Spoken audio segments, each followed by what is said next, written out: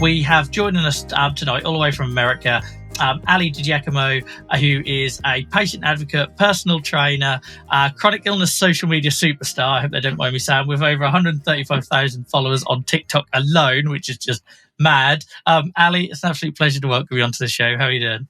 I'm good. I'm so excited to be here. Thank you. And this does feel very long overdue, doesn't it? Like, bearing in mind, we've been sort of interacting on social media for years, or you'll maybe talk about the pandemic and that sort of thing later on. But yeah, thank you for finding some time to join us. I appreciate it's in the middle of your Sunday where you are. So very much grateful of you being here tonight. So obviously I know you really well, but I don't want to take that for granted. So for anyone that hasn't come across your work, we don't need to go into too much detail because we'll cover that later, but maybe just like a little bit who you are, where you're from, what it is roughly you do, and then we'll deep dive. So okay. Yeah. So my name is Ali. I was born in the US, but I actually grew up in Saudi Arabia. But I got diagnosed with rheumatoid arthritis, I should say juvenile idiopathic arthritis, at the age of 15. And I was a competitive swimmer trying to go to university for swimming. I did get diagnosed, and then everything kind of went downhill then. But I was 15, I was in school, and I didn't tell anybody that I got diagnosed with a chronic illness. Luckily, I did okay. I had surgery, and then I was fine for 6 years. But after the 6 years, right after I graduated university, when my arthritis came back in full force, I was unable to walk. I had to use a cane. For 7 weeks, I was not able to walk.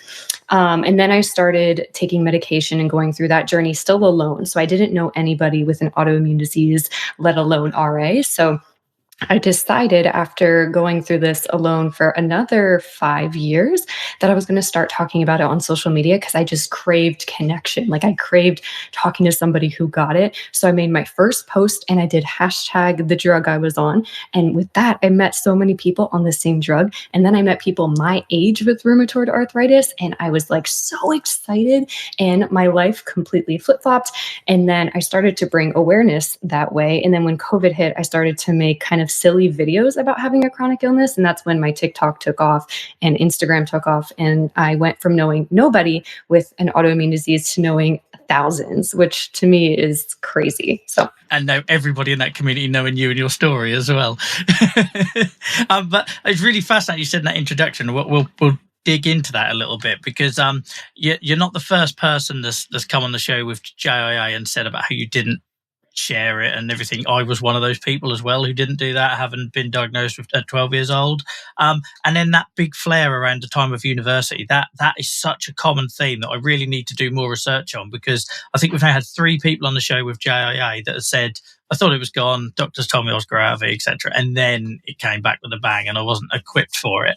So before we sort of get into that, and I do want to circle back to that, do you want to maybe just tell us about, how it onset, what it looked like, what were the first symptoms, etc.? Absolutely. So when I was 15, I was a swimmer, but at the time I was playing water polo. Now, I'm very tiny, and that is not a person to do water polo, but they wanted me because I was a fast swimmer, so I could quick get the ball. Now, at that time, I had done 2 Junior Olympics. I was trying to go to university. I was a great swimmer, right? But I couldn't keep myself above water that day. And when I hopped out of the pool, my knee was 3 times its size. So immediately my teachers, and luckily my mom was there because I was actually in boarding school. So my mom was there. We all immediately thought it was an injury, right? Because I was swimming. Although swimming is a very hard sport to get injured in. So we went to the doctors, and they drained my knee. So my knee was actually full of fluid. And if you have arthritis, you're probably aware of this. And they drained it. And based off the color of the fluid, the doctor was like, she might have JIA. At that time, it was called JRA. So this was 15 years ago. So they were like, she might have juvenile rheumatoid arthritis. And we were like, how do you know? Like, you just drained fluid. Fast forward, I went back home to Saudi Arabia, and I had an MRI. They found a mass behind my kneecap. And when they removed it, the surgeon, when he was in there, said that my joint looked like that of a 65-year-old's. So he said, you have rheumatoid arthritis. The tumor was benign. But at that time, he said, you're probably going to be okay for 6 years, and then it's probably going to come back. And so I went on steroids. And I had to get my knee drained one more time after that, but I was okay. So the swimming career went downhill because I was a breaststroker, which means your legs have to like go like that. And so swimming went downhill. I ended up giving up sports entirely. When I went to university, I just completely stopped moving because I guess I had so much trauma from the past in high school. And so after the 6 years, I didn't have to be medicated, which was lovely. I did steroids for a couple months, went off the steroids, and I was unmedicated, which to me is a dream. Like, how did that happen? And then I I had joint damage, of course, because my joint looked like I was 65. I'm 30 now, so I guess it looks like I'm 85. But in university, I was okay. So much, in fact, that when I studied abroad in Italy, I lived on like the top floor of a building, and it's 85 steps up and down, and I was fine. A year later, it comes back again. My knee is filling with fluid. I was in denial that I had rheumatoid arthritis because it had been so long. It had been 6 years, and also it was only in one joint, so it was in my right knee. And with RA, usually it's both sides of the body get affected. So usually it's the other knee. So I was in denial. And for 7 weeks, because I was in denial and didn't want to take medication, I visited about 8 doctors in the 7 week period throughout the US. And I wanted to absolutely make sure it was RA. And within the 7 week period, I had to get my knee drained 7 times. So I would get it drained, and then within a week, it would be completely swollen again, about like 3 times its size. So I was constantly getting it drained. And if you have arthritis and ever got it drained before, it's called an aspiration. You know you're at risk for infection every time you get it drained. So by the 7th draining, my doctor was like, "We will not be draining this knee again. So you either need to not be able to walk or start methotrexate," which is a lovely drug that I'm actually going off of now. But she was like, "You need to start it." And starting medication can be very scary, especially being a 21-year-old. And so, yes, so then I started the medication journey, and it's been crazy ever since then. But those 6 years were bliss. They were lovely. I could totally relate when you say about, in denial. Mine was, I thought I was making it up because when I went into remission, and I have psoriatic associated JIA rather than rheumatoid. So mine doesn't show on x-rays. I'll see the historical damage, but I won't see the flares, the bloods are clear, etc.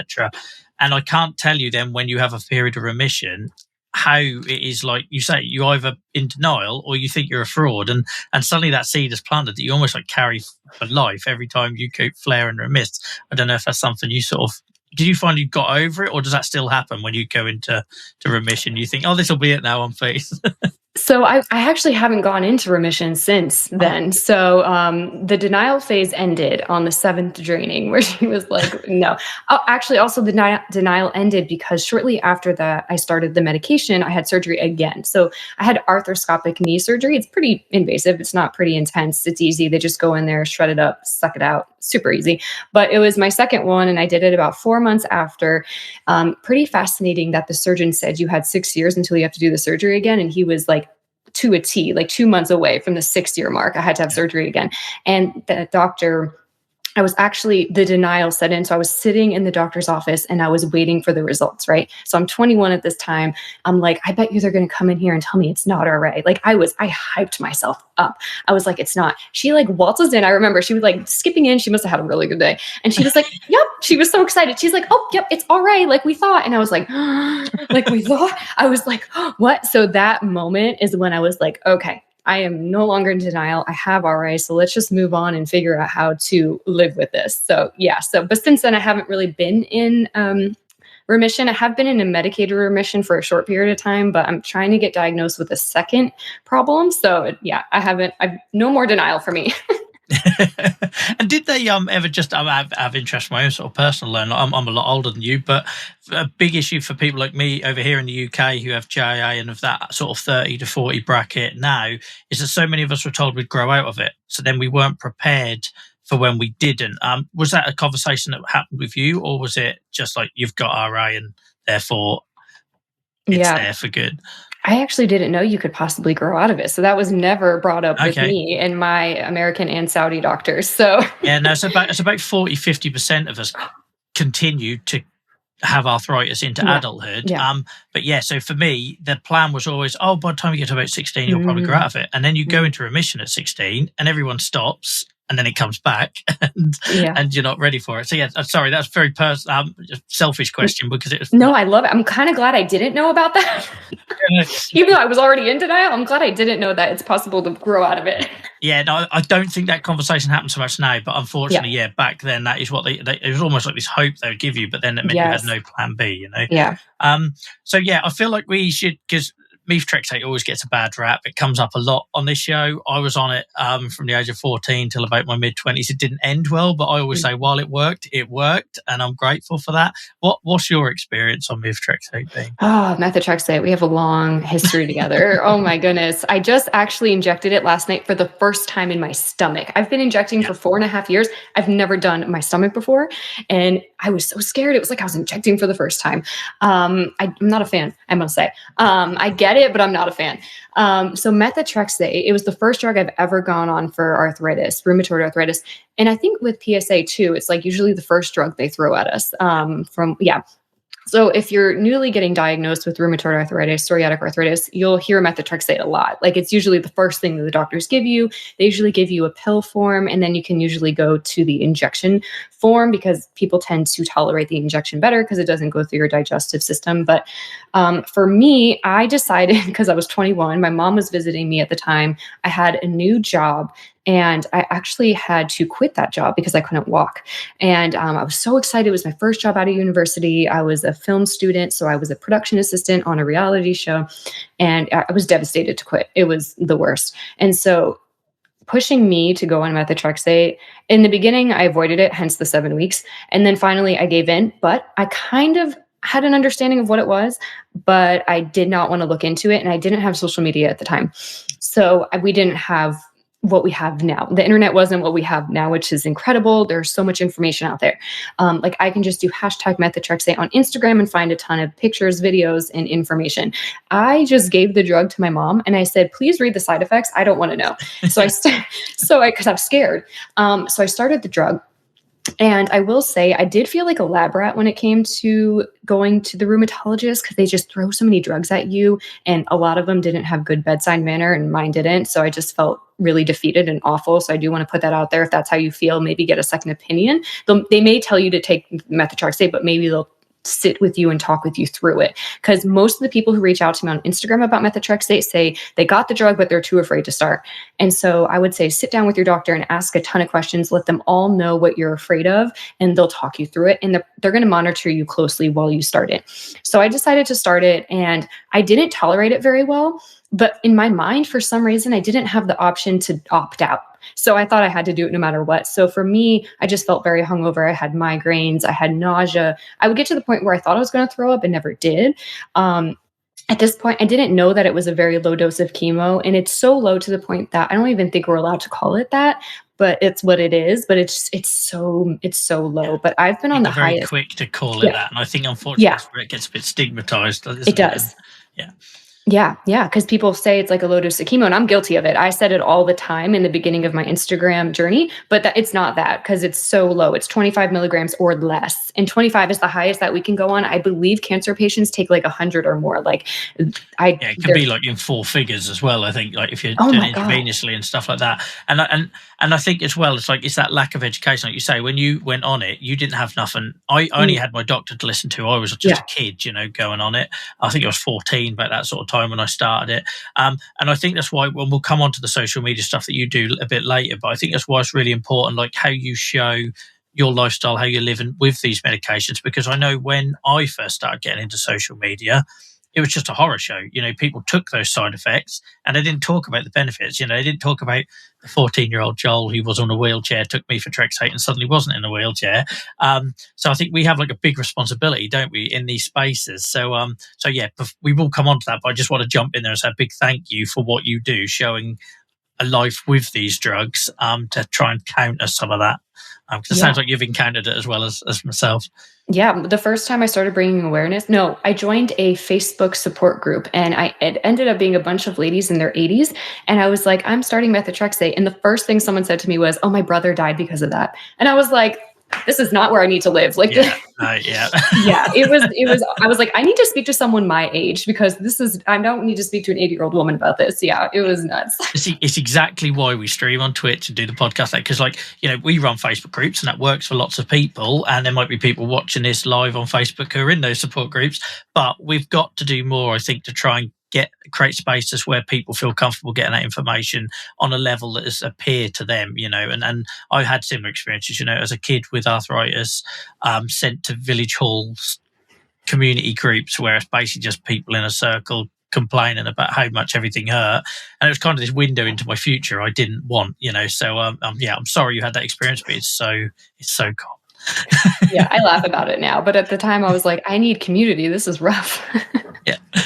So it sounds like then, for me, for Trexate, that's been like a long-term option for you. Obviously there are their peaks and troughs with that, and like I say, it worked beautifully for me until it did, and everything. So in terms of like how you learned to live with the disease, because obviously life changes, doesn't it? You're a kid with this condition, then you become a young adult at university, then you become a full-blown adult, and I'm always quite keen to point out to people that the condition label, whatever, might not change, but our experience with it through our life journey with it does. So can you maybe talk for a little bit about how over the years that's changed, its impact, or how something as a problem now that wasn't when you were younger, or vice versa?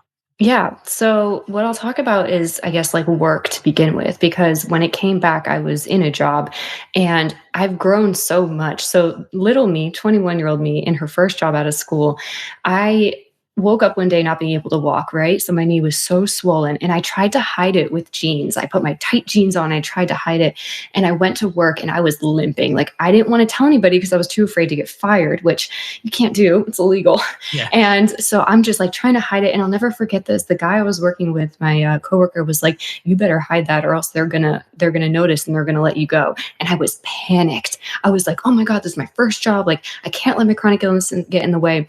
And then suddenly, like, a producer on the show realized I was limping, and she's like, I can see your knee is swollen. Are you okay? And I was like, oh yeah, I have RA. And they were so nice about it. I did not get fired. I actually got upgraded. They let me drive the car the whole day. And the guy that told me to watch out had to do all of the heavy lifting. And karma, and I remember, like, karma's awful. And so now, so even then, after that, I still wasn't confident to let my employer know I have RA. Mm-hmm. And even yesterday, I was applying to like a part-time job, and just like for some social media work. And it said, do you want to notate that you have an autoimmune disease such as arthritis? And I clicked no. And then I was like, no. And then I was like, no, I do have it. I bring awareness about it. I clicked yes.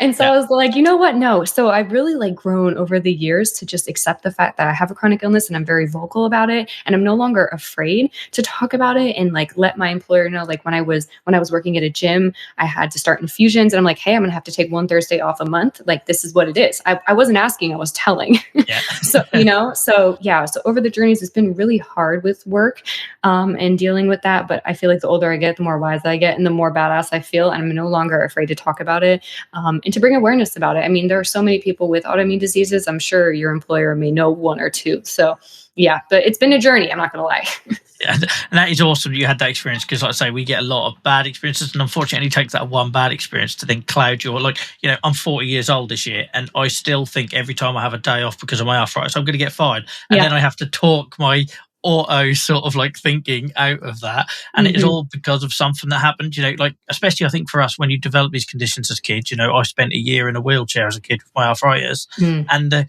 experiences you have as a kid in high school, secondary school, wherever you call it, what part of the world you're in, I don't think you'll get comments that can top the comments you get from kids at that age, unfortunately. Oh my God.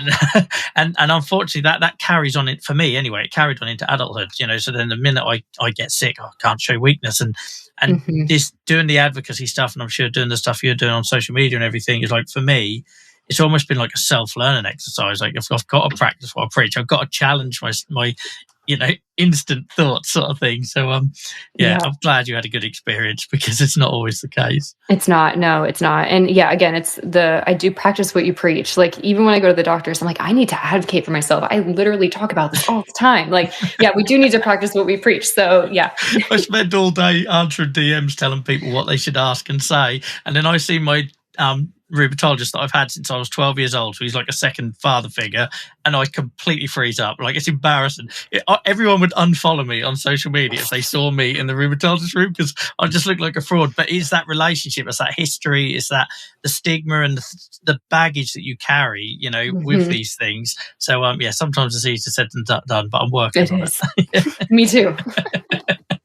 so so obviously you were a sparring swimmer and everything else, and you had these plans, and then an arthritis happened. How did you adjust, and how long Mm. did it take you, if you haven't got there already, I suppose, like, how long does it take you to sort of like refocus what your goals are with arthritis? Yeah, so this actually has happened 3 times in my life now. So the first was with swimming, and I had to give up that dream, and I was doing so well my sophomore year with swimming. My coach was so excited. We were talking about universities, and then that junior year is when it went downhill. So I made peace with the idea I wasn't going to university for it. It wasn't that bad because swimming is really hard. So I was kind of relieved. I was like, I could take a step back now and focus on other things. So that was my first time. So it wasn't that bad. The second time was when I was on the production show and the knee got swollen, that I had to realize that I can't be on set. So I went to school for film, and my goal was to be on set on TV and film. And because I couldn't walk and I knew I had joint damage, I quickly realized I could not go into that field, and I was panicked. And I fought so hard to be able to, but I had just had surgery, and that's when I moved to Atlanta, which is a huge film hub. It's where I lived for the past 7 years. And I was applying to jobs there. I was like, I need to accept the fact that I'm gonna have to get a desk job. It can be in film, but it's going to have to be sitting down. So I ended up becoming an extras casting director, which is in an office. So I kept my dream, but had to switch it a little bit. I still wish I was able to go on set, but you know what? It was out of my control and I couldn't do it. I was proud of myself that I still got into the film industry, but had to sit down. And then the third time is actually very recent. So I'm a personal trainer, and I was working at a gym for 2 years, and my health has recently declined with the second thing I'm trying to get diagnosed with. And I, again, quickly realized I can't wake up at 4 a.m. every day and hit the gym and start teaching a group class at 5:30 and then have clients the whole day. And when you're a trainer, you pick up the weights, you put the weights away, you set everything up. And even though in the past I taught people with chronic illness, at this gym particularly, I only had like one client with a chronic illness. Then I had 25 others who were completely fine and bench pressing much weight that I couldn't lift. So I quickly realized I'm going to have to make a change. I no longer can do this lifestyle. I can no longer get up early. And it hurt a little bit and it stung. But I had my little mourning period, which we can always have. Like, we mourn, what we were able to do. And then that's when I left the gym and created my own fitness app. And I was like, you know what? I'm going to do what I can do on this app. And I made some programs on the app. Recently, I was like, I'm going to make a dumbbell program. I wasn't able to do the dumbbell program. So I got really sad and really upset. And I was like, you know what? Let me do like a flare friendly program, because I'm sure lots of people would understand. So I try to like make it positive, even though I have that negative feeling. I'm not going to lie. Like, I'm not perfect. And we do need to feel those feelings, or else they're going to be tucked away inside of us. But yeah, so it's been 3 times, but I'm still learning like we always are. Yeah, and that morning thing, I'm still right in there, and we can now go on to the fitness talk, because I'm going to be listening really carefully, because as someone that had that period where I was in denial a little bit and done lots of sport, I haven't come back out from that pandemic Mm, place of, like, mm. and the weight went on and the movement stopped, and I walk my dog lots now, and I tick that and use that as a bit of an excuse. But No, but I that's know good. but I'm well aware it isn't. I went from playing rugby and cycling and running and all these things that I now can't do. So, Mm. what was there a thing that changed it for you? Was it just getting over that mourning period or adapting, or was there just something that sparked you into, I'm going to get back to being more mobile and I'm going to do the fitness thing and help other people? Yeah, so I actually got back into it because I was suffering from a lot of anxiety. This was back in 2018. We lost a family member, and it was really hard, and I had a lot of anxiety. I didn't know what to do with all that anxiety. And so I was on Instagram, the power of social media, and I saw a girl my age who had RA, who was working out. And I was like, how on earth is this girl working out? Like, I don't understand. Like, I get up and I'm sore. So I reached out to her, and she was like, do this program with me. Like, we'll do it together. We'll be each other's accountability partners. And I had completely given up working out. I went from being almost like a semi-professional swimmer to nothing, to like sitting on my butt, doing nothing, barely moved, just thinking I couldn't. So I was like, okay, I'm going to commit, and she's going to be my person. So I did the 6-week program that we were doing.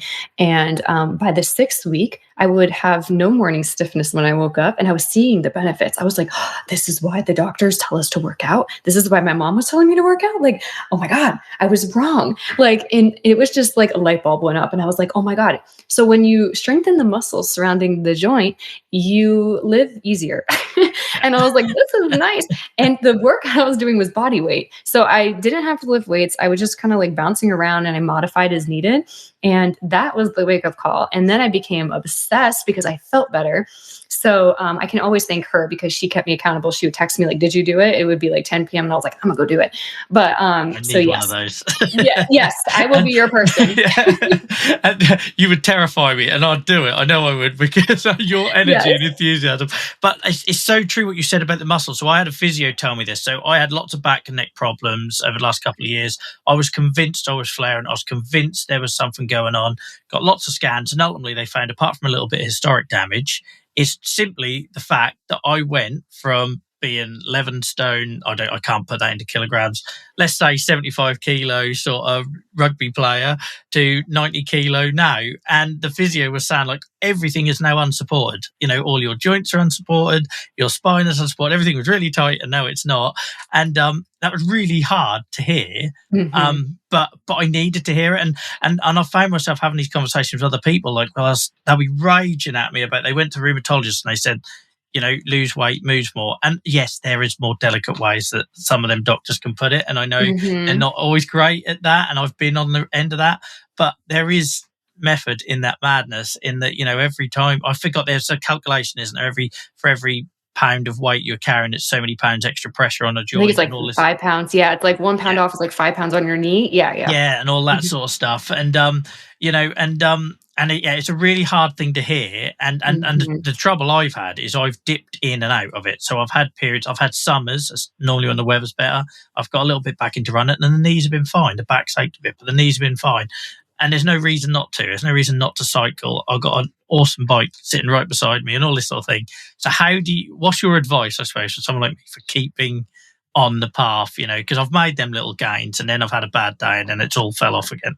Yeah. Oh my God, I could talk about this all day, but also like going back to like the way the doctors say it, they need like resources, like I wish they could Yeah. like throw to people like our profiles or something and like say like, here's community, here's where you can ask Yes. questions. Cause they don't do that. They have these little pamphlets that nobody cares about. And it's like these little cartoon characters, like, no. So they need to They do know how to better about that. prescribe pills. They don't know how to prescribe living with the Yes. condition and peer support and Yeah. all that 24/7 stuff, isn't it? Yeah. They don't care, and there's a reason they don't care because they're not they don't have time. They only have Yeah. 15 minutes with the Yeah. patient. They give you the meds, they're like, "Bye." But they need to at least guide you to somebody who's like, "Let me show you how to live with this." Because I get so, and I'm sure you do in our DMs, like Yeah. asking questions, because they don't know anybody with it. And you and I were both, and we were both young. We didn't know. We didn't have social media. So yeah, so getting into fitness can sound scary. And I think when doctors or family members or anybody tells you to start working out, people immediately first kind of get a little offended and they're like, no, I can't do that. Stop thinking I can. And then second, they think working out is like CrossFit. They think working out is going to the gym and lifting a barbell. I'm a trainer and I don't even lift a barbell. Okay. They're scary. They're intimidated. And I get that. I was also scared and intimidated when I started, which is why I started with a program in the comfort of my own home that was body weight. And I was just watching it on TV. So fitness can look like so many different things. Fitness could be dancing in your chair. Fitness could be putting on a Beyonce album and dancing throughout the entire album. Fitness can be walking your dog to start. Fitness can be doing a fast walk. It could be using bands. It could be dancing with your kids. It can look like anything you want it to look. And I say that's the way you should start. Start easier. Don't start with an intense, hard program that you're probably not going to keep up with because you're probably not going to like it. You got to pick something you're going to like. Like the one I did was with a trainer called Shanti. I adore Shanti. I love him. He makes me laugh. He gets me motivated. He makes me cry. I love him. So I stuck with it because I loved the program. I was able to do the program and I could modify too. So I think starting with something you love, like dancing or walking, is a good way to start. And the thing is that nobody wants to do is staying consistent. That's the Yeah. hardest part. Yeah, that's the main thing. If you could take anything from what I'm saying about getting started, is staying as consistent as you possibly can. And I know it's hard. I'm reading the Atomic Habits book, and it's teaching me great things about starting healthy habits. But if you can find yourself an accountability buddy, like Joel, I'll be your accountability buddy. I'll text you every day and be like, let's go. Did you go walk your dog? And yeah, so I'll be there. So getting an accountability buddy, but also an accountability buddy that gets it. Like Joel and I get each other because we understand our chronic illness. If you get an accountability partner who's like going to CrossFit, they might not get it. If you wake up and you say, my joints are stiff, they're going to be like, I don't really understand. Just go work out anyway. Get somebody who could be like, I understand your joints are stiff. So why don't you sit in your chair and do like some stretches? Our limbs, they weigh something. If you want to kind of like get those joints, that's what I would say is an accountability partner. Get moving. If you can fall off your program, but just get moving. So getting someone who gets it. So consistency and an accountability buddy and finding a program you really enjoy. Those are the three main things. Yeah, that's awesome advice, and I'm going to clip that as well and apply it to myself. I think for me as well, it's having them honest conversations with yourself as well. So, for example, like I know, like so, I've got a dog. I have to walk my dog, so therefore, the thing I did last year is I added 2 miles a day on, and that's made a big difference. I think the big issue I have is I benchmark. So I benchmark to when I was playing rugby or when I was cycling 100 miles, and I struggle to take the win. That okay, you've added 2 miles a day to your thing. But I think for me, it's them honest conversations. So, for example, I will hide behind my advocacy. I know I do that. My wife will tell you I do that. So it'll be like, oh, I didn't have time to do exercise today, but look at all these people I might have helped. And it's kind of like this. And I know that's an excuse. And I think that's half the battle. Now I'm having those conversations with myself. It's kind of then doing the commitment and the consistency bit that you talk about, isn't it? It's hard. It's hard. And I hide behind it too. And I'm a trainer. Like I fall off as well. What I will say is do your exercise first thing in the morning so you have no excuse throughout the day. If you get it done right when you get out of bed, you're done. You got it. You ticked it off. You're fine. So true. You'll talk yourself out of it, won't you? I've absolutely done that. I'll go to the gym tonight or whatever it looks like. And whatever that event is, you can talk yourself out of it. I'll do it with streaming. I do it with the show. If I wake up, I'm not feeling great, by about midday, I've already talked myself out of it. So, Yeah.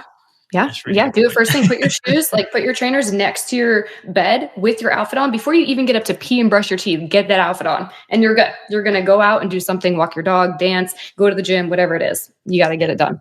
That's a really good advice. I had somebody I think it was like a CBT well-being kind of guy I was seeing, and he said something similar. It just pick an activity that requires the least amount of steps because they're all steps that you could fall. And that's why they've done the dog walking thing. It's literally, I've got to do it anyway. And I'm already out, so how much harder is it to add the extra distance? Whereas, like cycling, I love my cycling, but not being funny, by the time I've got the bike out, I've got all the gear, there's so many opportunities to talk yourself out of it, isn't there? Yeah. And honestly, with you walking the dog, because I'm reading the Atomic Habits book, and this isn't from me, this is from the book. It's saying add the good habits to something you already do daily, because that's how you're after you shower, do this, or after you walk your dog, do this. So for you, after you walk your dog, maybe stretch, or after you walk your dog, do 10 squats, or, or in between you're walking the dog, do the 10 squats. Just add it onto something you have to do every day. And then you'll start to like it. And then you can add onto that. So. Yeah. Brilliant. Yeah. No, that's really good advice. I got distracted by someone in the chat that said, no, we're going to put Beyonce's album on and throw some shapes. But yeah, brilliant. Exactly that. I know them as well, so I'm going to picture them doing that. Be their accountability partner. I will too. I love Beyonce. I'll join you. We'll get on a Zoom and we'll dance. Yeah, sounds good. So I'll put a link in the chat for anyone watching live to your website, to the app, and I'll do the same in the podcast, show notes, etc. But for anyone that's sort of just come across this for the first time, Ali, what can they expect to find there? Is it arthritis, chronic illness, adapted focused, or what does that look like? Yeah. So my app that I just started last July on my birthday, I was really excited. It is for people of all fitness levels. But I did start it from the mindset of chronic illness. But anybody who doesn't have a chronic illness can come still do it. And I'll explain that in a second. But what I started was kind of what I started with my own fitness. I wanted to make my own programs that that body weight Shanti thing that I did. It's not as intense as his because I knew I could modify when I did his. So I took that and I was like, if I were to start over, let me make the program of what I would do. So the first program on there is called, I love the word slay. So it's called chair slay. Okay. So you're working out, but you're sitting down. This is really great for if people have flares in their lower body, which for me is what I had with my knee. So all of the workouts are from your chair and you can do a lot. even with your legs too. The second program is body weight. And this is where people of all fitness levels can do it. So if you're a spoonie like us, it's fantastic for you. But if you're not a spoonie and you want to make it harder, you just pick up weights and you do the exact same thing. Like I did a day from my body weight sleigh, but I added like 10-pound weights and I was exhausted after. I was like, oh my goodness. But the body weight program helps you get ready to start picking up those weights, and it teaches you the movements, and it teaches you how to do it, and also accountability, and also do it and get through the, not the pain, but the discomfort. So I do actually have like a podcast on there in the body weight program. So you do the program and then I actually talk to you twice a week. It's kind of like this, like you pop your headphones in, you go for a walk. It's called Walk and Talk. And I talk you through it. I give you tips and tricks on how to stay consistent. And then there's a band program, because that's how you work your way up, right? You're in your chair, you do body weight, you do bands. And then starting this year, I'm going to do actually classes live and uploaded. So right now it's just the program written for you and the workout itself. That's when you put Beyonce on and you start doing your own thing. And I show you how to do each move. There's a little clip that like goes around and it shows you how to do the move. But starting this year, I'm going to do full classes. They may be live, they may be uploaded, but you're going to have a ton of classes. I'm going to try to film every single day because I'll be filming my workout. So you'll be doing a workout like whatever I'm doing. And there are days when I'm not going to be able to pick up weight, and that's fine. There's days where I will, and that's cool. But I'm going to show you modifications, because when I was a trainer and I was applying to gyms, most of the gyms I went to didn't offer modifications. And I'm the modification queen, baby. So it will be for all levels, whether you've been in fitness for a while or whether you're just starting out, you're welcome. You can even come and sit and stretch and not do what I'm doing and just listen to me talk. Like we could just hang out. So basically that's what it is. And I'm very proud and excited about it, but I want to upload more. So there's going to be a lot more this year. Oh, it's just awesome. And like I say, it's really inspiring for someone like me. I've been following you on social media. We've been interacting for, well, feels like an age now, but it's at least 3 or 4 years. And a lot has happened in the world since then. And just having that check-in almost, even if we're not communicating with somebody that's moving and doing well, talking about the challenges as well, but looking good and moving and all that sort of stuff, for me has really helped, especially with the world that social media can be. Like we all know, if I go and post tomorrow a picture of me having a really bad day, that's probably going to do a lot better than me celebrating something. Unfortunately, that is the world we're in. Yes. So I just personally, and for anyone else that's watching this that has had a similar journey with yourself and your content, just a big thank you, because I've needed that with some of the things in my feed, and particularly some of the things in my DMs as well. Yeah. I've needed that positivity. Yeah, we need it. And what you're saying is exactly true. I post like a video having a really hard day as well. And then I'm like really excited working out and it does nothing. And I'm like, ooh. Yeah, social media can be a little scary from our side. Yeah, like it's from the creator side. I did an experiment one day, and I wish I had, because it just confirmed exactly. And I was actually wearing the same T-shirt, and I was having a really bad day with my psoriasis, and this was covered. And I thought, in any reality, that should almost like turn people off or whatever, and you'd expect people to unfollow you. And it was the complete opposite. Me showing a really bad day, my skin was terrible, confidence was on the floor, and it all took off. And then the next day I celebrated. I can't remember if it was music or a sport, an achievement or something like that. And I tried to do the same look, the same, so that I was wearing the same clothes, etc. Nothing, dead, not like 9 likes. I thought, why do you think that is? Like, why is it like that? I don't know, because on the street, it's the opposite, isn't it? You go, the stigma I face with having something visible like psoriatic arthritis, and I'm sure with your RA, if, a knee blows up or whatever, on the street, I find it's the opposite. But social media in our community is this weird little bubble where, and the same as a man talking about mental health, that is the biggest turn off for anyone. I don't know why. Like, I think it's quite powerful and empowering. I like to think that if I was sitting where I was 4 years ago in a really bad place with my mental health from my condition, and I always describe my mental health as a comorbidity. I'm not depressed when I'm not flaring, sort of thing.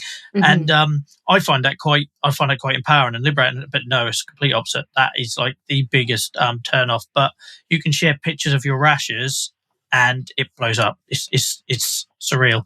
It's weird. I don't think I'll ever understand it. Like, I need No, somebody no. to dumb it down for me because it doesn't make sense. Yeah, I don't No, know. it doesn't. And like I say, when we talk about the stigmas and stuff, and I think sometimes I'm always worried about what we do as well, about preaching to the choir, which is why it was music to my ears where you said what you're doing with your fitness stuff is for anyone, like that broad.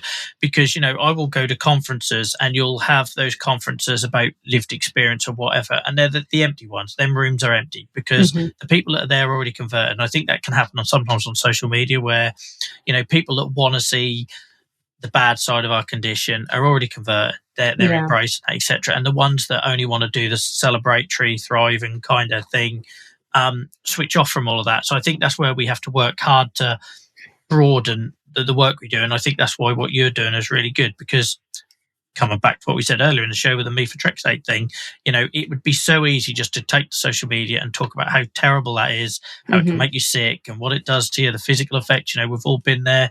I remember I had a shower once, and I thought, because man, losing my hair and everything, I blamed for a lot of years methotrexate for me losing my hair. Obviously wasn't, but it's genetic and everyone in Mhm. my family's in the same position. But if I had social media back then, I could have took to social media and just talked about that negative thing, not all the positive. So yeah, Yeah. sorry, bit of a social media rant No, I there, love that. No, but it needs to all of be that to talked about. say, what Yeah, you're yeah, doing yeah. is really inspiring, and I really appreciate it. Thank you, thank you. I think also what it could be when we're talking about, like, people only want the negativity, and I'm guilty of this, like, I would see my friends go off of methotrexate, and I would get really jealous, like, I would be really like, "Oh, I wanna do that," and they would be so excited and, like, celebrating and jumping up and down, and I was like, "Oh, I wish that was me," but then I would have that thought for, like, 2 minutes, and I would be excited for them, but I'm wondering if that's, like, why people don't wanna join our excitement, because 'cause they're like, that's not me." But you gotta, like, not think like that, right? And, like, think that that can be you, and also we should be excited. And then that girl ended up going back on it. So, like, you know what I'm saying? Like, yeah, it's Yeah, hard. I think that's the yeah. only way we can look at it. Yeah, no, there's definitely, we talked about mourning already tonight, and I think that emotion is quite a Mm, strong one in our experience, especially with the remittent flare cycle. We can feel like we're missing out, and I've been guilty of that, being jealous of what someone's able to do compared mm, to what I could do on any particular day. But it is important, I think, to stress that it's on any given day, and we both know our journeys change with our juvenile arthritis. No yeah. one day is the same, is it? No, no. We could be fine one day and tomorrow it's, like, rough. So, yeah. Yeah, I'm conscious of your time, but I just want to ask like one sort of final sort of question, and feel free to talk about your app and plug that as much as you like as well. Like, so I have put it in the notes for anyone who wants to see it. But like, how do you respond then to those setbacks? Because we know what that's like with arthritis. We don't know what next week looks like, and sometimes it's like wading through water, and then other days things just work. So how do you respond on your fitness journey with they're inevitable setbacks, aren't they? It's Yeah. nothing you did; it's just going to happen. Yeah, how do you respond to that? It's so funny you asked me this because yesterday I had a realization, like, about this. I was like, I'm just going to accept where I'm at right now and be proud. So for me as a trainer, my goal, I'm a really tiny person. I don't know if you could tell, but my goal, and being a fitness person, and I follow a ton of trainers, everyone's really built. So for years, I'm talking like 5 years, my goal was to get, like, thick, like to gain muscle and to get muscle mass and to look thick. And I did get there when I was in medicated remission, and I weighed like extra 15 pounds. I was so excited. But because my health has declined, I'm back to like weighing 100. And I'm like, for a while, I was like, oh my God, I look so thin. Like, I don't look like I have muscle. I was panicking, and I was like, this is not what I want. I kept trying. And then suddenly this holiday, I was like, you know what? I'm just gonna move the way I can and be kind of proud of it. Like, I may be 100 pounds, but also, like, I'm gonna still move and embrace it. Like, I think and I don't want to say accept the fact, because, things can always change with us. But in the moment, I accepted the fact that I'm not going to have huge muscles and the aesthetics that I want and to get really thick, like, I'm going to accept it. I might have it in the future. So I think for me to accept it, and how I get over those setbacks, is to be okay with where I'm at and proud of where I'm at, and think that I'm just proud to get moving. And then also, you can accept it now, but know that it's still possible to do it in the future. No one's telling you that it's not achievable. Like, I may feel like ass right now because of my chronic illness, but I could be the person I was 3 years ago. Like, I was in a medicated remission. That's possible. No one's telling me it's not going to happen. So, I'm going to accept it. I'm going to be proud. I'm going to keep moving. And when it's available for me to feel like that, maybe I can strive for that in the future. But it's really hard to accept it and to be proud of where you're at, because we tend to mourn our past selves. And like, I was thick at one point and now I'm not, but now I'm just like kind of, I'm cool with it. So this literally happened yesterday for anybody listening. But yeah, no, it's mental hard. battle though, isn't it? And unfortunately our physical condition affects the way we see and think about ourselves, especially for someone like me who have psoriasis, or if you've got the visible, effects of RA and everything, it totally warps the way we can see ourselves sometimes. And yeah, I think it's like that human nature, because I look at what you're doing, I look at your social media, and I'm super jealous of how tiny you are. But I know when I go back 4 or 5 years ago, when I was this skinny winger on a rugby pitch, I wanted to be the big guy, and I wish I was as big as hell. And now I've got all right, it's not muscle, but I've got the bulk, and I want completely the opposite. So I think, unfortunately, we're always chasing something. We're always chasing something that we don't have, no matter what. Like, I could be bulky and I'm like, oh, I want to go back to being like smaller. Or, we're always going to want that. I think we just need to be happy with where we're at and just proud of that we're trying, because every day is hard. We just need to be proud that we wake up and get moving somehow, because it's hard. Yeah, and with messages like that, it's exactly why you do so well and connect with so many people, Ali. I'm super grateful for your time. I feel like this should have happened a long while ago. So thank you. It's my fault. I totally should have asked a lot earlier. Imposter syndrome is real. When you talked about that, I have it, especially in the training world. It is a big thing. But listen, ask anybody. Who cares? Yeah, that is my thing for this year. So we had some world leading doctors joined us recently, and they came to me to ask to come on, and that was it. I was like, open the floodgates. I'm now going out and trying to get what I want. I feel like you're doing the fitness, I'm doing it with this talk show. So thank you so much for accepting. I'm sorry I didn't ask a lot earlier.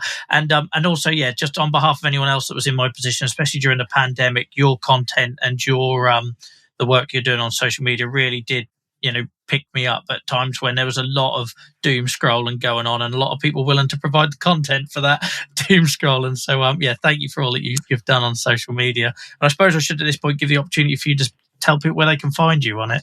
Yeah, well, thank you so much for having me on here. I should have asked you a while back, because we've been talking for years, but thank you so much. I'm so honored to be here. You can find me on Instagram. It's Another Day with RA. If you're not in the chronic illness world, it looks like Another Day with Raw, but yeah, it's Another Day with RA. That's my Instagram and my TikTok and my YouTube as well, which I started and stopped. So you're motivating me to get back to it. So I'll make some silly YouTube videos. But yeah, you can find me there. My fitness app is also on there. So yeah, that's where I'm at. Brilliant. Thank you so much. And guys, thank you for anyone watching this live for all the lovely comments that are now coming in. Really appreciate it. I'm trying to share as many as possible. Ali, I will let you go now to enjoy the rest of your day, not evening, where you are. Thank you so much for joining me, particularly so early into the new year. And I wish you all the best on your journey, and I'll be checking out your fitness app shortly. Yes, and I will be your accountability buddy from now on. I will text you when you walk your dog. So yes. That'd be awesome. Thank you. All right, enjoy the rest of your day, Ali. Thank you for joining us. Thanks, everybody.